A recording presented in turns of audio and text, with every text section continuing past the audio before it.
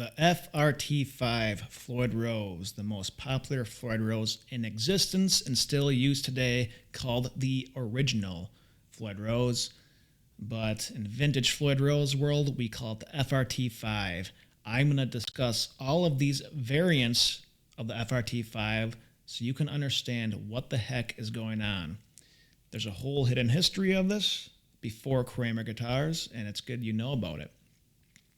If you haven't watched the FRT-4 video, go at it, because you might, to understand some of this, it's good to know a little bit about the FRT-4, but not necessary. Okay, the FRT-5, the very first prototype examples, all this relates with Eddie Van Halen, because right, Eddie Van Halen was kind of a trailblazer. He was always trying out the new stuff. He was with Kramer. Floyd Rose was partnered with Kramer too, so all the prototypes are usually seen with Eddie Van Halen. The earliest known prototype that we see is this one right here. It was originally on the Rasta guitar, kind of like in August 1982, right around there. And then he put it on his Kramer ad guitar at the factory, and this was like in fall 1982. This is the very first one. More on this later. There was a second prototype which was probably Japanese in origin, and this is on his Frankenstrat in about December 1982, and it has a type of FRT-4 prototype saddles on it. Okay? These are very rare. You can almost never find them. The next one was called the Hanson Metalworks USA Short Production. This is probably the most well-known vintage Floyd Rose. This is also called loosely the whale tail. So if anyone hear the term whale tail, what they are talking about is a 1983 short production made by Hanson Metalworks in order to rush order production for Kramer guitars because Schaller, Germany was not tooled up yet to start cranking them out for Kramer guitars. So it's a short run made, 800. Really famously, Eddie played these on a lot of his guitars in the Kramer years, and it's a collectible one. People really like this one. I'll talk about the details and all this stuff a little more later. A highly secretive one that not many people know about, that was extremely rare, and so rare that it's not in the catalogs, probably, based on my research, made at the same time as this Hanson Metalworks one. It's called the Fernandez embossed logo, FRT-5. It's essentially just like the production Japanese FRT-4, but with now a different casting process, and it's bent back.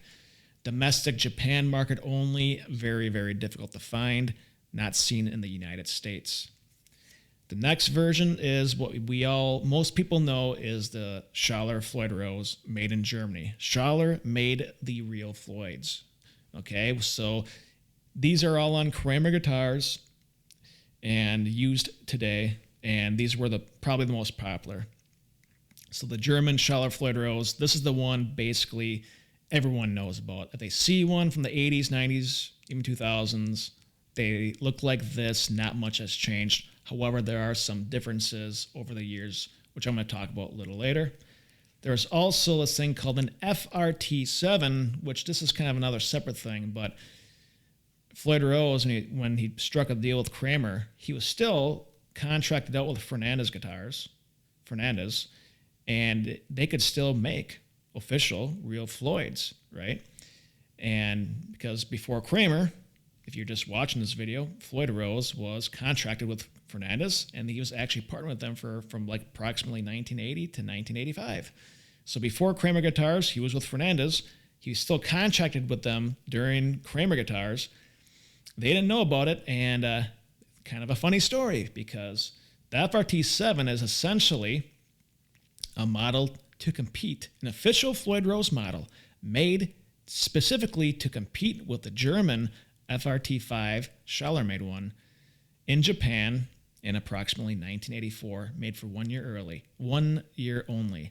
So that's what the FRT-7 is. It's a domestic-only Japanese official Floyd made for only 1 year. And then when they were done making this, they rebranded it to the Head Crasher, and then Fernandez Floyd Rose history is erased, gone forever. That's a whole nother video.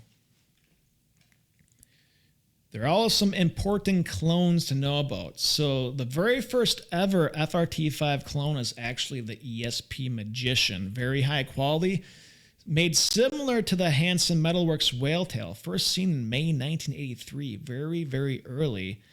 I got some theories on this one, but I'm going to leave that for specifically a Magician video. But this is a really early clone. And there's also the Double Eagle FRT-5 clone. The Double Eagle, it's some kind of Japanese parts company. They were the first company to ever basically make Floyd Rose clones in Japan. And they kept up with the times, and they also made an FRT-5 clone looking like this. So the first known prototypes are with Eddie Van Halen. Here it is seen on the Rasta guitar. The Rasta guitar was originally the Circles on Chain guitar. Eddie Van Halen painted it. It's first seen in September 1982.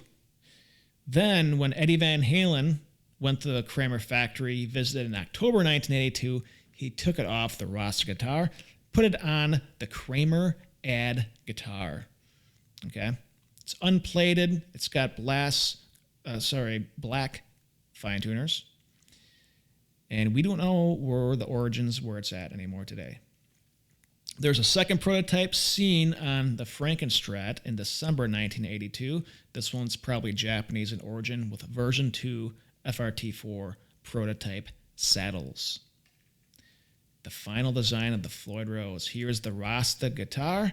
This is in September 1982.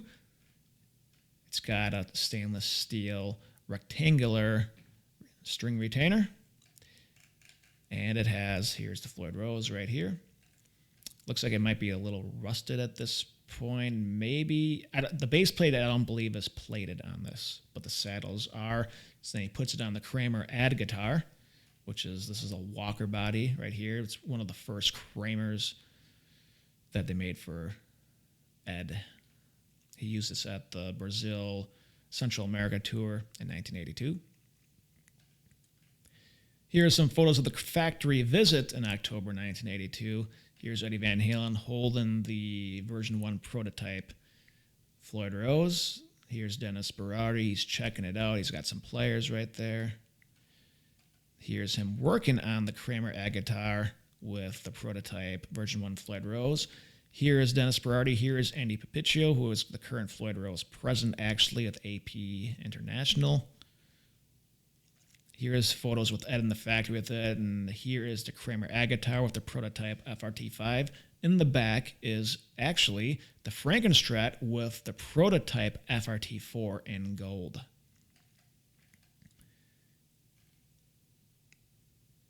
Here's some pictures. He put a key right there, and on the Frankenstrat he had the quarter holding it, and then here it looks like a key, but this is not the Frankenstrat. This is the Kramer Ad. He probably put it there to make it a little more level on the bridge. Here's the Kramer Ad. Here's the Frankenstrat, FRT-4 in gold, FRT-5 prototype. Here's a side angle. I got some theories on not when I seen the space plate. I'll leave that for another video. I don't want to get into crazy theories yet. I get too off topic. Here's some more photos of Eddie with the factory. Here's got the Frankenstrat. Here's a Frankenstrat, and here is the back of the Frankenstrat. Here you can see the FRT. This is the FRT-4 sustained block. It's cast steel Mazak or something like that. It used to do with Fender tremolos, and it's actually gold plated. It's not brass. And then here is. So this is October 1982, and then he switched it over to this version 2 FRT-5 prototype in December 1982. This is the only photos we see of him with that. This is actually very recently found. Here is Eddie, and he's got this no logo, the second version of the FRT-5 prototype on the Frankenstrat, and this is Vitas. He actually has an FRT-4 on this, recently found out. A chrome one. So I'll start with this one. For a while, this was actually thought to be the very first ever production FRT-5 based in Fernandez, Japan. I can't confirm that. Based on my research, I think it was made at the same time as the Hansen Metalworks Whale Tail FRT-5. All this Fernandez history is really up in the air. It's really crazy, and we can't find people that worked there at that time, but this is one of the earliest ever production versions. It's got the embossed Floyd Rose logo. It's basically very similar to the production FRT-4. They have a gold and a chrome version, and these ones are cast with a hot rolled steel sustain block, and these are stainless steel, I believe, right here. All metric measurements, made at some unknown factory in Fernandez. Fernandez didn't actually make it. They subcontracted it out to another company to make in Japan, possibly some factory in Kyoto, Japan. So you can see it's got a lot of similar characteristics of the production FRT-4.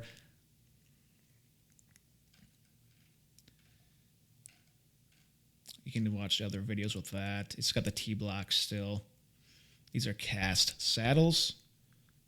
Here's another photo of the base plate. This is the most well-known one, made by Mike Hansen of Hansen Metalworks. It's a short production. This is the one people call the Whale Tail, or just FRT-5. Most well-known. It's very important to note that for a long time, people thought this was made by American Precision Metalworks, and that's incorrect. And I think where that came from is that brass works. Like everyone's kind of connected in a few ways, and I think the fine tuners have an APM kind of quality to that, so I think that's why people thought that. But no, that's been debunked because people have talked to Gary Kaler and people at APM. They had no idea what this was. So APM, which is American Precision Metalworks, which is actually Kaler, had nothing to do with making this. Fun fact: Gary Kaler actually made the Floyd Rose Pros for Kramer later on. That's a whole nother story. I'm not even getting into detail. So these are made for as a short production for Kramer guitars. So like when Floyd Rose signed the contract with Kramer guitars, they wanted Schaller. Why they picked Schaller, I don't know, but they wanted them to make it, and they weren't tooled up to make it in time, but they wanted to crank these things out. So like Floyd Rose went to Mike Hansen, supposedly, and said, hey, you got to do this. And he got these things in late 1982, the blueprints to make them. And my guess, he started producing these in like February 1983. And then Eddie's first seen with it in like April 1983. So and about 800 of these are made. These are very different than the production ones. So it's made out of bent steel. You can see the bend marks in them. They're actually pretty crudely made, but people like that now.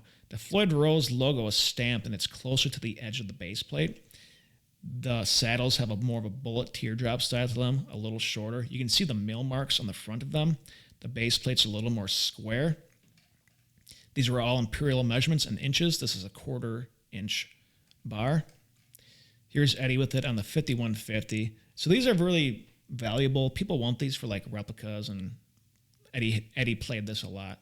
Here it is on the 5150, but down the road he actually had to replace a few of the saddles like these two with the German versions. He also had on the Frankenstrat from approximately 1983 to 1996. It's still on the 5150 today. Yeah, so you can see the mill marks. You can see the bend marks on these even. Right here's a bend mark, right? And you can see the mill marks on it, kind of it wasn't really polished. It wasn't really clean. But people like that now. You can see the marks right here. This is not a hot rolled sustain block like the Japanese versions. It's made out of cold rolled steel, not hot rolled. You can see the mill marks here. You can see that here's another bend mark you can see. Again, these are all imperial measurements. The posts are kind of like the USA FRT-1 post. Here's a better version. You can really see the mill marks, the chatter marks right here, and you can see they had to broach the holes right here, and so they're not really perfectly spot on. And here's pictures of the bend marks right there. So when they say bent steel, they take it out of here and they literally bend it, right? Casting as you pour it, and they make it steel. This one, so you get a piece of flat steel, and then you bend it into place. These posts are similar to the USA FRT-1 and 4, the 3 posts that Floyd Rose had laying around, most likely. Here's one of the milling machines that supposedly made them. And in the 1990s, Eddie replaced 2 of the saddles with a German one.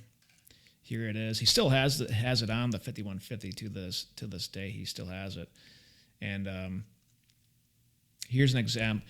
This is an FRT-7 that kind of looks. So the Japanese. One could argue the Japanese actually helped develop this and had an early thing to it, because here are saddles that are made in Japan early on. Some of them see on the ESP Magician, and it's possible the Japanese actually had this down in an earlier model than the Hansen Metalworks.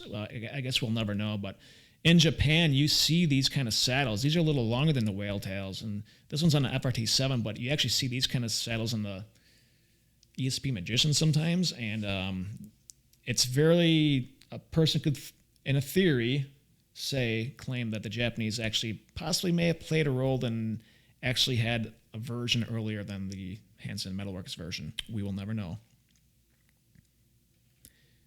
Sometimes Eddie is seen without fine tuners on it, and this is like the 1918 V guitar as a backup, and he doesn't have fine tuners on it. It's pretty interesting.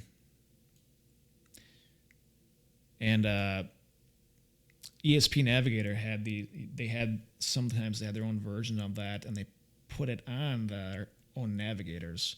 So they kind of cloned the Kramer Ag guitar. I've actually never seen one of these for sale, but the Japan were involved with a lot of stuff. If you had a chance, sometime in '83, you might have been a lucky one. If you found like these silver ones, they might have had a whale tail in there.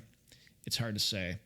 Usually these silver ones either had a made in West Germany with a sticker on, Schaller one, or a whale tail.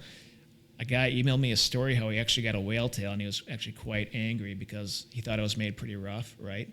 When in reality, that's what everyone wants nowadays.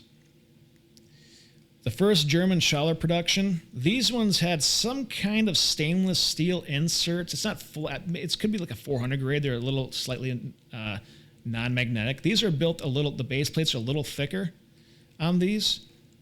These ones had the Made in West Germany sticker on them. So this is before they were stamped with the patent, because the patent wasn't awarded until 1985. So on the 1983 German Floyds, they had a good chrome on them. So that's one way to tell is the insert blocks are not black. It had these Made in West Germany sticker. And they got a little thicker sustain block on them. The 83s and 84s had a little thicker sustain block. Sometimes this Made in West Germany sticker, it made in W, and then the next row is Germany. There's different variations of that. Yep, so it hasn't really changed much. The German ones barely changed in the last 30 years. It's just recently Floyd Rose started doing CNC. These are made out of cast.